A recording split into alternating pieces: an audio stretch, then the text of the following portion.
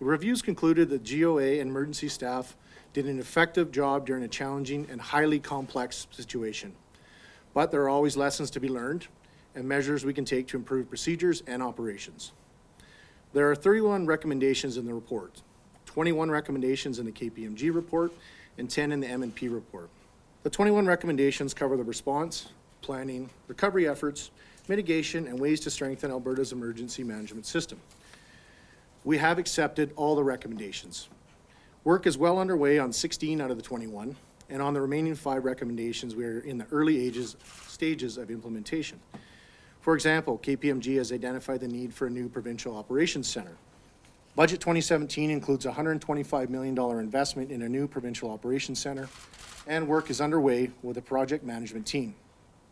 Another recommendation is to improve public emergency awareness and preparedness. In response to this recommendation, we are working on several initiatives, including enhancements to the Alberta Emergency Alert System and community training. Another recommendation is to strengthen and continue investment in emergency prevention programs. We have provided $45 million in Fire Smart funding to assist communities with wildfire prevention and protection activities.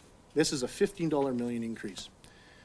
KPMG has also recommended building capacity within local authorities to enable communities to support each other during emergencies. As a government, it is our duty to take a closer look at what happened and identify any enhancements that can be made to further support the efforts of our wildland firefighters and emergency response staff and help ensure the safety and well-being of Albertans. While these reports conclude that sound emergency response and wildfire management system were in place, the independent review of wildfire fighting activities also made 10 recommendations for improvement that will further strengthen the system, which we are committed to implementing. These recommendations focus on areas such as prevention, planning, incident management, policy, and procedures. I'm pleased to report that 3 of the recommendations have already been fully addressed, and work is well underway to implement the remaining 7. These enhancements will result in longer-range wildfire-related weather forecasts, more integrated preparedness planning that includes stakeholders like oil and gas and forestry sectors, standardization of the successful airspace management protocols used at Fort McMurray, and ongoing work to develop a long-term vision for the provincial Fire Smart program.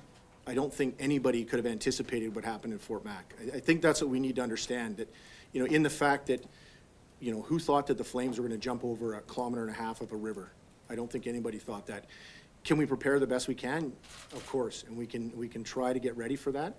But we can always do better. Of course we can. We all know that. So that's what we're looking at. We're looking at what we learned, what we can do better, and work with the municipalities to make sure they have the resources available. And not just the municipalities.